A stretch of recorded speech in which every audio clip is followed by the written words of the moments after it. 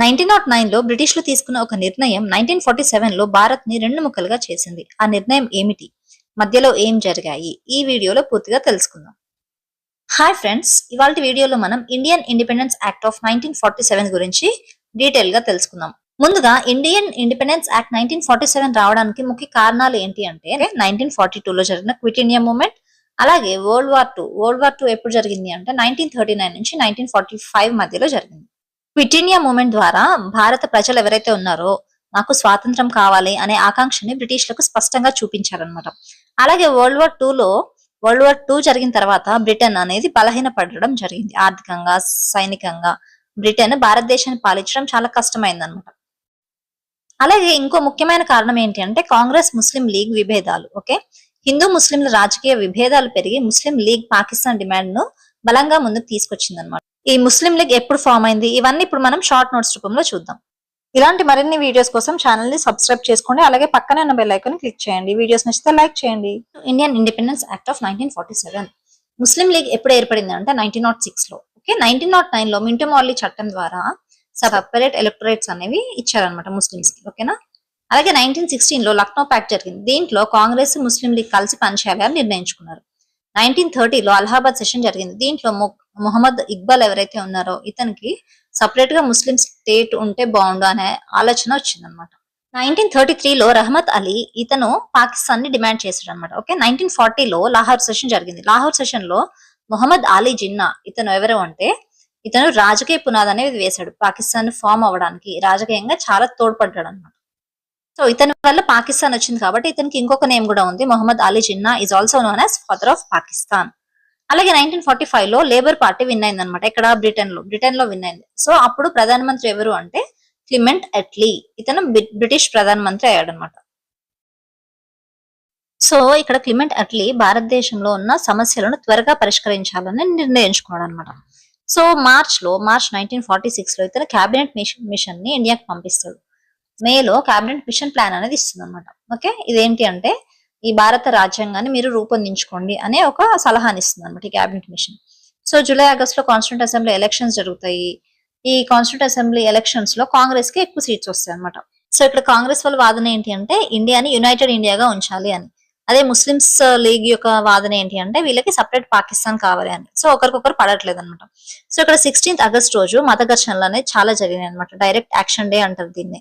November 1946 లో constituent assembly అనేది form అయింది అనమాట. ఓకేనా, ఎలక్షన్స్ జరిగిన తర్వాత.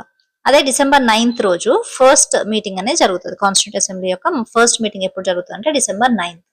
సో వీటన్నిటిని దృష్టిలో పెట్టుకుని ఎట్లీ ఒక డిక్లరేషన్ ఇస్తారు. ఎప్పుడు అంటే 1947 20th ఫిబ్రవరి. ఓకే, ఏమని అంటే బ్రిటిష్ రూల్ అనేది జూన్ 30th 1948 కల్లా, నెక్స్ట్ ఇయర్ జూన్ 30th కల్లా బ్రిటిష్ రూల్ అనేది ముగిసిపోతుంది అనే ఒక డిక్లరేషన్ ఇస్తారు ఎట్లీ. ఓకే, సో అంతకు ముందు వైస్ రాయ్ ఎవరున్నారు అంటే వేవెల్ అనే అతను వైస్ రాయ్ గా ఉన్నాడు. సో ఇతను కాంగ్రెస్ లకి ముస్లిం లీగ్ మధ్య రాజీ కుదర్చడంలో విఫలమవుతాడు అనమాట.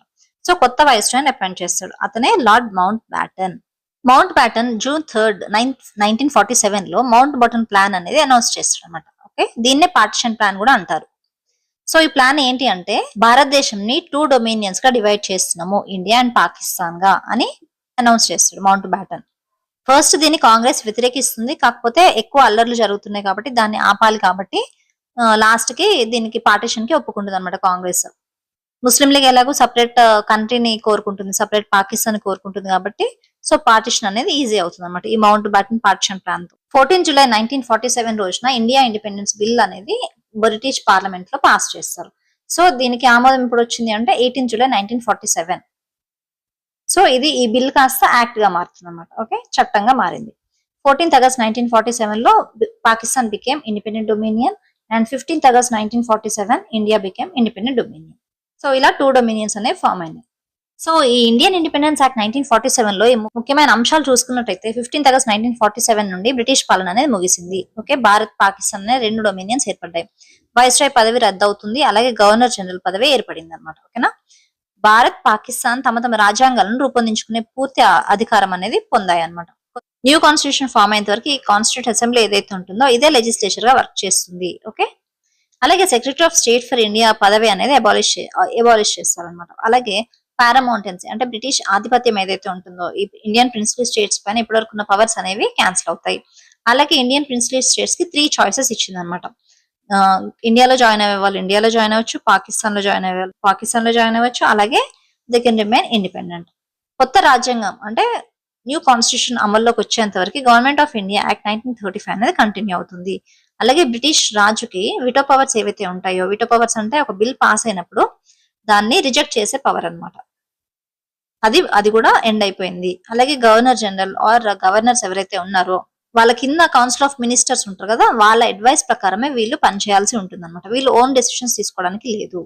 అలాగే ఇంతకు ముందు బ్రిటిష్ కింగ్స్ ఎవరైతే ఉన్నారో వీళ్ళు ఎంపరర్ ఆఫ్ ఇండియా అనే బిరుదును వాడేవాళ్ళు అనమాట, బ్రిటిషర్స్. సో ఇది కూడా తొలగించబడింది. అలాగే సివిల్ సర్వీసెస్ నియామకాలు సెక్రటరీ ఆఫ్ స్టేట్ ద్వారా ఇంతకు ముందు అపాయింట్మెంట్స్ అనేవి చేసేవాళ్ళు. సో ఇప్పుడు ఈ సెక్రటరీ ఆఫ్ స్టేట్ కి కూడా అట్లాంటి పవర్స్ ఏమి లేవు. This is about Indian Independence Act of 1947.